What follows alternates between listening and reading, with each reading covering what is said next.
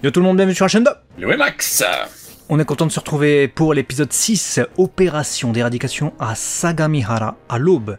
C'est très précis comme titre, puisqu'effectivement c'est une opération d'éradication des kaiju, kaiju numéro 8, kaiju 8, kaiju Hatingo, c'est sur cette série qu'on est, et on débute d'emblée avec la mise en place des opérations. Ouais, effectivement, du coup, on part sur place, tout le monde va avoir un poste d'alloué, on va dire ça comme ça, puisque on a les jeunes recrues qui sont censés rester derrière en mode ouais bon vous servez à rien les gars, donc vous allez rester derrière, vous allez apprendre, hein, vous êtes des bleus et tout. Et ils vont surprendre dans cet épisode, que ce soit leurs compétences physiques ou au travers de leur endurance. Donc c'est bien, c'est une bonne année, c'est un bon millésime comme pour le vin. Apparemment, c'est Ouais. porteur cette année. Surprendre négativement pour leur endurance, hein, parce que leur endurance est pointée du doigt aux 3/4 de l'épisode, où on voit qu'effectivement les nouvelles recrues tiennent pas de ouf, hein. Ils sont impressionnants par leur force en fait. On nous dit c'est un bon millésime parce que ils sont redoutables, ils arrivent à buter plein de kaiju et tout, on voit... Le déploiement se fait bien, il y a même Nakanoshima, donc c'est la fille avec les cheveux rouges, elle est en admiration, elle est comme ça, elle est en kiff de ouf sur les deux là, comment ils s'appellent, Haruichi et Aoi. De l'autre côté, évidemment, bon, t'as Kikoru qui déchire tout, t'as Ichikawa, franchement, il s'en sort bien, bon, il est pas mal épuisé rapidement, mais il s'en sort bien, de même que son pote à cheveux roses, comment il s'appelle, Fukuhara, je crois, en tout cas il gère, mais... rapidement, dès qu'il y a les Yoju qui commencent à se démultiplier en fin d'épisode, donc une fois seulement que Mina a battu le Honju, donc le kaiju principal, l'espèce de champignon gigantesque, on voit qu'il y a un millier de Yoju qui déferlent sur la ville, et là à ce moment-là les nouvelles recrues ont déjà plus de jus, hein. C'est caput, et il n'y a que les anciens qui sont peut-être un peu moins forts, ils ont un petit peu moins de potentiel de combat, mais eux ils sont encore en forme. Ouais, t'as les Honju, les Yonju, et puis t'as les Paju. Ils ont pas de jus, du coup, ceux-là. C'est ça. Ils sont fatigués. Alors, j'ai bien aimé dans cet épisode, c'est que on nous dépeint quelques spécialités. À commencer, du coup, par Kafka, qui, dans tout ce méli-mélo, il voit tout le monde se déchirer, Ichikawa et tout. Il se dit, ouais, c'est bon, là... Faut que je fasse un dos, je peux pas rester toujours en permanence derrière tout le monde, même si ça commençait mal parce qu'il y avait envie de vomir sur tout le monde au début, j'étais mort, je me suis dit, casse. Même pour descendre le bâtiment, ils sont tous en train de sauter, Ah avec ouais. leur combinaison, ils ont un power-up forcément. Lui non, il descend comme ça, tu sais, escalade quoi. Et du coup, il se dit, moi je suis spécialisé de la découpe boucherie, tout ça je connais, t'inquiète, je viens d'Henri Boucher. Donc, qu'est-ce que je peux apporter? Donc, il se met à découper le cadavre du coup d'un des Yoju et il en déduit non seulement qu'ils ont des parties reproductrices, hein, donc ils ont un engin reproducteur, donc il localise véritablement ça, et d'un autre côté aussi leur noyau. Donc, il fait son rapport à Hoshina et il dit ouais voilà, donc moi je suis spécialisé des couilles de kaiju, il faut savoir. Donc là il y a leur trou de balle, il y a les boules, et puis là de l'autre côté il y a le noyau, donc faut viser à tel endroit et tout. Et du coup il étonne par ses connaissances, ce qu'il avait déjà réalisé lors d'un précédent épisode, rappelez-vous-en, où il avait dit à Oi, et puis l'autre là, je me souviens plus son nom, je vais me le dire. Bref, il avait dit ouais faut viser tel endroit, etc. pour connaître du coup et isoler les points faibles des kaiju. C'est bien, c'est intéressant. Pour l'instant, il n'est pas que dans le physique à mettre quand il se transforme des patates incroyablement destructrices. Il est là aussi pour apporter sa science. Là, il peut pas utiliser sa forme de kaiju, sinon il se ferait griller immédiatement. Donc, il ne peut pas. Il est obligé de rester discret, d'autant plus qu'on voit bien dans cet épisode que toutes les communications sont écoutées. Il y a Lunette Okonogi, elle s'appelle, c'est elle qui gère les transmissions, les machins, les autorisations, les ceci, les cela. Donc on voit que tout le monde est vraiment écouté, même au centre de contrôle. Et également, à un moment donné, plus tard dans l'épisode, comme je l'ai dit, comme on voit que les nouvelles recrues sont épuisées, il y a le calcul qui se fait sur les ordinateurs, on voit bip bip bip bip bip bip. Alors lui est mort, lui est mort, lui est mort, lui est mort. Alors pas mort dans le sens où ils se sont fait éliminer, parce que pour l'instant il n'y a pas eu de victime, mais ils ont plus de jus. Donc je pense que si Kafka se transforme, c'est grillé direct. Je me demande du coup ce qui va se passer, parce qu'on arrive en fin d'épisode, on va reparler de Mina un tout petit peu après, ne vous inquiétez pas pour les fans, mais on arrive à la fin de l'épisode avec cette problématique qui touche directement ce que j'étais en train de dire, c'est que ils sont en train de tout voir. Il y a évidemment des caméras, des drones, on imagine. Il y a un tel dispositif, en début d'épisode on voit, c'est incroyable. Que va-t-il se passer avec Furuhashi, donc cheveux roses, et Ichikawa, qui tombe nez à nez littéralement avec le gars qui a mis en PLS Kikoru, hein, donc la plus forte du game des nouveaux là. Ils peuvent rien faire. Littéralement, pour moi, ils peuvent rien faire. Faut qu'il y ait quelqu'un qui arrive. Sinon, ça va se passer, comme je l'ai dit, ma théorie, elle reste pour le moment, je reste dessus. Hein, dans le précédent épisode, c'est-à-dire qu'il y en a un qui va mourir. Ouais, soit ça, soit il y en a un qui va mourir, ou soit on va se retrouver sur l'autre théorie que j'avais dite, à savoir un bis repetita de Kafka qui va vouloir sauver Ichikawa et qui va montrer, il va préférer en fait montrer son côté Kaiju 8 pour sauver son camarade plutôt que de le voir se faire trancher devant ses yeux.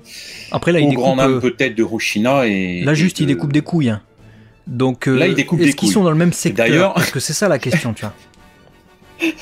Et d'ailleurs là tu fais, ouais je voudrais savoir mais le méchant là, tu sais, le gars il fait, il y en a un qui sait où sont les couilles même. Vous avez un expert des couilles chez vous, c'est comment? Comment ça se fait? Je veux savoir. Comment ça se fait? Comment il localise aussi bien les boules? Je veux connaître. Moi je veux connaître. Du coup, blague à part, tu sais aussi pourquoi j'ai repensé à cette théorie, c'est que tu disais on va reparler de Mina et je pense que c'est le moment de le faire parce que elle nous fait tout l'étalage de sa puissance. On voit qu'elle monte à 96% de force de combat, d'optimisation, de tout ce que tu veux. Tu te dis, ah ouais. On apprend juste un peu après, avec la technique du découpage de kaiju, que Hoshina nous montre qu'il est expert en maniement de couteaux de cuisine fournis par Etchebest. Hein. Vous savez très bien, les grands couteaux de cuisine 5 étoiles, ça coupe. Donc bon, voilà. Non, blague à part, on apprend que du coup, les commandants et les vice-commandants ont droit à une arme qui suit leurs appétences. Voilà. Bon. Ça m'a l'air d'être une bourrin, Mina, puisque son appétence, si est littéralement comment on appelle ça, un bazooka laser, le bazar, tu vois. Et elle a un moment de pas de lucidité, mais un moment d'émotion où elle pense à Kafka, elle fait regarde frérot, mon level maintenant, regarde un peu où j'en suis, et tu te dis, ah, enfin. À mon avis, pour elle, c'est pas frérot, hein, mais... Mais tu te dis enfin un clin d'œil sur ce relationnel qui pour le moment on avait l'impression était que pas unilatéral, mais voilà, il y avait Kafka vers Mina, mais Mina vers Kafka c'était rien. Donc est-ce qu'à un moment donné, si on reprend cette théorie, vous allez comprendre où je veux en venir, si lui doit lui aussi faire l'étalage de sa puissance pour sauver Ichikawa, est-ce qu'il peut pas y avoir une sorte de clin d'œil, regarde où moi aussi où j'en suis, où elle se dit ah ouais, donc en fait il est élevé aussi, Kafka, là. Je sais pas. Et j'y ai pensé, ça m'a effleuré l'esprit parce que il y a une démonstration d'une puissance d'un côté, mais pourquoi pas de l'autre. Et toutes les théories sont bonnes à prendre, j'ai envie de dire. Ouais, bien bourrine, Mina. Hein. Et d'ailleurs, le plan qui est utilisé quand elle met son bazooka en avant, c'est un plan qu'on retrouve dans une multitude d'animés, peut-être des centaines d'animés qui ont repris cette référence. Je vous cherchais le nom, je ne l'ai pas trouvé, je l'ai totalement oublié. C'est un nom, c'est le plan du sabre en avant, en fait, on retrouve dans les séries Gundam, on retrouve dans absolument tous les animés. Toutes les séries maintenant ont copié ce plan. Et là, c'est avec le bazooka du coup en avant, où tu as en fait le plan qui débute au bout, voilà, il débute là où il y a ma main, il débute littéralement au bout du truc, et tu as cet effet de profondeur avec le personnage qui est tout au loin comme ça en train de tenir l'arme. Et c'est ce qui est utilisé pour Mina, c'est un plan bien badass qui maintenant nous renforce un peu la caractérisation du personnage, parce que comme tu le disais, c'est vrai qu'on n'avait pas d'équilibre avec ce que voulait entretenir Kafka, cette relation à distance, en mode, enfin relation à distance on se comprend, mais en mode on se regarde, on s'observe. Là véritablement il y a quelque chose qui n'est pas de réaction du côté de Kikoru. Donc on n'a pas son point de vue à elle sur ce que vient de faire Mina, mais on a en tout cas l'effet Kafka. Et maintenant que t'en parles, on a vu des trucs aussi dans les produits dérivés, ils commencent à sortir des figurines, et du coup ça peut faire naître aussi quelques théories. Donc je me garderai bien de vous les sortir, mais je me dis quand même que Kafka n'est pas à l'abri de ressortir dans pas trop longtemps quand même sa forme de kaiju, parce que même si on se met sur du point de vue de cet épisode-là, où Kafka il essaie de faire bien, tu vois, discret au sein de la troupe, à découper des couilles et tout ça, je me dis quand même, ça s'appelle kaiju numéro 8, tu vois. Donc le gars il va pas passer sa vie à faire ce qu'il est en train de faire dans cet épisode, non, il va pas être discret tout le temps je pense, et il peut y avoir un retournement à un moment donné, et il va être amené à se mesurer de toute manière je pense au meilleur de ce groupe, donc le meilleur du bataillon avec Emina et Kupobol et puis tous les autres là. Parce que d'ailleurs on fait connaissance avec Cheveux Rouges là, et un autre gars, je ne sais plus comment il s'appelle. Ouais, bah c'est ça. On étoffe un petit peu effectivement toute cette brigade, donc ça c'est chouette. Et puis pour mettre de l'eau à ton moulin, on est à l'épisode 6, ça s'appelle Kaiju 8, tu l'as dit. Tu vois bien que là on est dans quelque chose d'intéressant, mais si tu as ce gimmick et ce schéma-là qui se répète encore pendant 10 épisodes, après on va se faire chier. C'est-à-dire, bon, ok, lui, tu sais qu'il a une puissance, il peut pas la montrer. Ah, il y a un monstre, allez, on arrive. Ah, c'est Mina qui a tout détruit. Oh, c'est bien, et moi j'ai découpé des couilles. L'épisode d'après, oh, il y a un monstre, parce que c'est le concept, hein, que je arrive. Ah, bah, moi, je peux pas, j'ai une endurance de merde. Ah, bah, Mina, elle a tout détruit. Au bout d'un moment, on va se dire, ouais, c'est chiant. Après, ça peut être chiant aussi dans l'autre sens, hein. Si c'est exactement le même scénario que durant la phase d'entraînement, bon, on a compris qu'à chaque fois il se cache, à chaque fois il y a quelqu'un qui va être en danger, et à chaque fois il va sortir son kaiju numéro 8, il va régler la problématique et disparaître. Donc je suppose qu'il va y avoir un changement là. Déjà, le fait d'avoir ce parasitage, je vais dire ça comme ça, de l'opération avec le gars qui arrive de nulle part, il garde sa combinaison et tout, et t'as Ichikawa et Furuhashi qui tombent face à lui. Déjà, pour moi, c'est un gros turning point. Tu vois. Ah oui, là, ça peut créer quelque chose d'intéressant et d'enrichissant pour le scénario général de Kaiju. Mais effectivement, moi, je le vois bien à un moment donné, Kafka devoir montrer ses capacités. Peut-être que dans un premier temps, ça va être compliqué d'avoir l'acceptation de ses prochains, mais à un moment donné, ils vont devoir utiliser sa force. Peut-être même qu'au début, ils vont pas l'accepter et qu'une menace telle va apparaître qu'ils vont devoir se résoudre à utiliser sa force et puis en faire un de leurs atouts. Mais il faut qu'il y ait une escalade. Ouais, il faut qu'il y ait quelque chose qui... Tête de champi, on voit que les Honju sont facilement vaincus entre guillemets par les meilleurs, donc Mina, etc. J'imagine que tête de champi peut déjà être une problématique incroyable, parce que Chikolu, elle peut rien faire du tout face à tête de champi. Donc tête de champi, là, à part regarder ces Yoju qui sont totalement explosés avec le cul à l'air, à mon avis, il va se transformer en champi. Il va arriver, il va faire qu'est-ce qui se passe et tout. Alors, comme ça, vous êtes les nouvelles recrues et tout. Vas-y, je vais vous bousiller. Si vous parlez pas, qui c'est qui a reniflé les trous de cul? Moi, je veux savoir. Qui c'est qui renifle les trous de queue? Moi, je dis ça se fait pas. Moi, je veux savoir. Moi, je dis ça se fait pas. Moi, je répare les kaiju. Qui renifle des trous de queue dans la vie? Moi, je dis non. N'oubliez pas, il peut ressusciter en plus les kaiju. Donc là, ils sont bien explosés les kaiju, mais il y en a qui ne doivent pas être suffisamment bien morts, tués. Il peut les ramener à la vie également. Ouais, et puis une chose est sûre aussi, c'est qu'il est sur le champ de bataille. Donc il voit tout ce qui se passe. Et il a l'air de s'en battre les couilles en fait. C'est-à-dire il a dû voir très certainement que Mina elle a déployé 96% de ses facultés, gros bazooka laser, explosion de son Honju, c'est ses animaux de compagnie limite, il les ressuscite comme ça. Il en a rien à pètre en fait. Le gars il est à terre comme ça, il fait qui c'est qui renifle des queues et qui trouve les couilles des gens. Moi franchement ça me fatigue. Il est pas en mode tu vois menace avérée, je me mets en position de défense, prêt à combattre, prêt à affronter cette brigade qui fait du tort au kaiju que je suis au pluriel. Il sent pas les steaks, donc il doit être sûr de lui je pense. Donc il doit peut-être se dire, ouais, pour un Honju, ok, il y a 2 levels, mais moi, bande de pâtés rigolos, vous allez voir, vous êtes des rigolos. Peut-être que personne n'est taille dans cette histoire, donc il est trop sûr de lui Kafka. Pour être là comme ça en mode plaisante. Hein.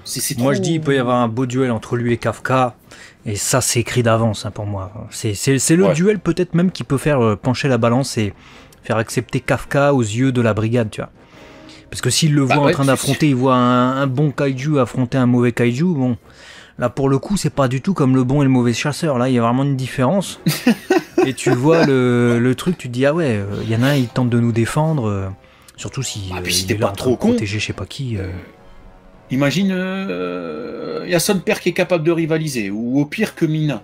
Si t'es pas trop con, tu dis bon, on a un atout dans notre jeu, on a maintenant Kafka qui peut apporter une force de frappe, parce qu'en fait, sans lui, il n'y a plus de brigade. Cette typologie-là de kaiju avec une conscience qui fait ouin les culs, on les connaissait pas et en fait on vient d'apprendre qu'on n'est peut-être pas de taille pour les affronter. Donc qu'est-ce qu'on fait? Est-ce qu'on fout Kaiju 8, donc Kafka au cachot, et on perd notre atout et donc en fait dans 3 mois il n'y a plus personne, ou est-ce qu'on se le garde comme un atout et on renforce notre brigade? Alors j'ai un souci avec aussi ce postulat d'utiliser Kafka immédiatement, tu vois, pour essayer de lutter contre les gros kaiju de ouf comme Champi. C'est que en fait à quoi servent les autres personnages? Parce qu'on nous présente quand même une multitude d'autres personnages, hein. Haruichi, Aoi, tu vois, on est les boins, on tire au fusil, on est des fous, mais on a de la stratégie, on fait tomber des pylônes et des poteaux, il y a quoi? La meuf avec ses cheveux rouges, l'autre, comment il s'appelle? Je l'avais noté son nom. C'est pas important, mais c'est pour que vous ayez les informations. Ikagura, ils servent plus à rien dès lors que il y a Kafka en fait. Tu mets Kafka, tu mets Mina, tu mets Kikoru, c'est bon. Il n'y a même plus besoin de faire ton animé là.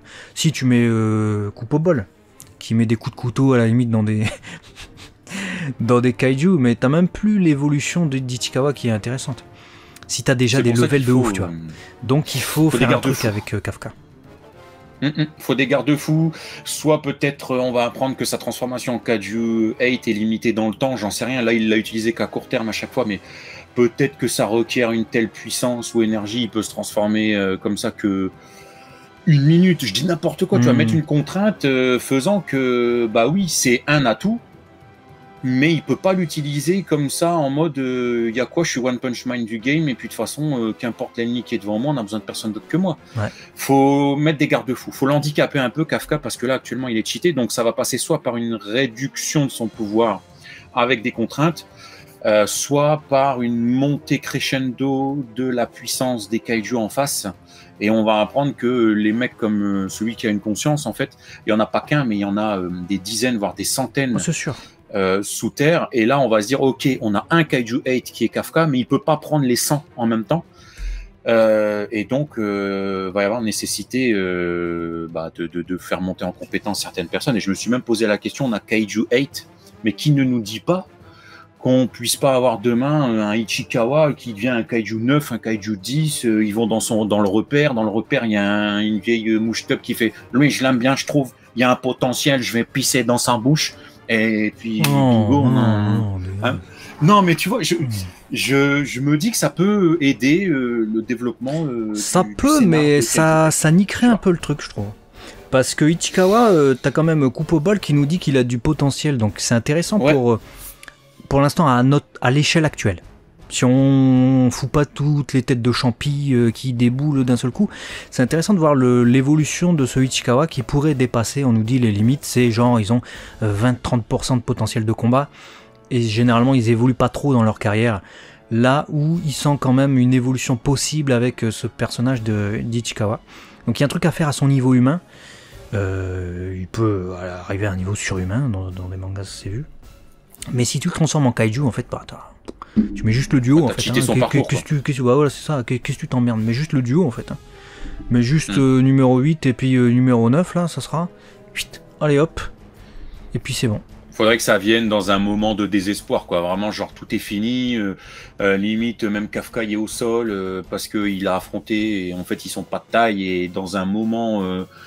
Dans le climax de quelque chose, c'était un gros cliffhanger et en fait, il pactise entre guillemets avec le diable entre guillemets pour devenir lui aussi un machin. Il devient le nouvel espoir de la situation. Il gobe une mouche. Enfin, la mouche, elle lui chie dans la bouche. Non, mais non. Bon, on va se quitter sur ça. Dites-nous ce que vous avez pensé de cet épisode. Quelle théorie vous semble la plus probable? Sans spoiler, on n'a pas lu le manga, n'oubliez pas. Donc ce sont des... comment on dit ça? Des théories. Des pistes, bref, bon, peu importe. De toute façon, on n'a plus de vocabulaire à cette heure-ci. Dites-nous... C'était la pire review de la chaîne. Ouais, non, c'était pas... Non, c'était... Bon, voilà. L'épisode était bien. L'épisode était bien, en tout cas. L'épisode était bien, la review. Vous nous direz ça dans les commentaires. Ouais, abonnez-vous, partagez. les amis. On compte sur vous pour partager. On fait des bisous. À très vite sur la chaîne 2. Je sais pas, Kafka, Ichikawa, je sais plus à un moment donné. Voilà. Ça dépend. Allez, Et faut pas qu'il meure en s'étouffant avec la mouche qu'il a gobée aussi. Ça, c'est un truc, on pense pas.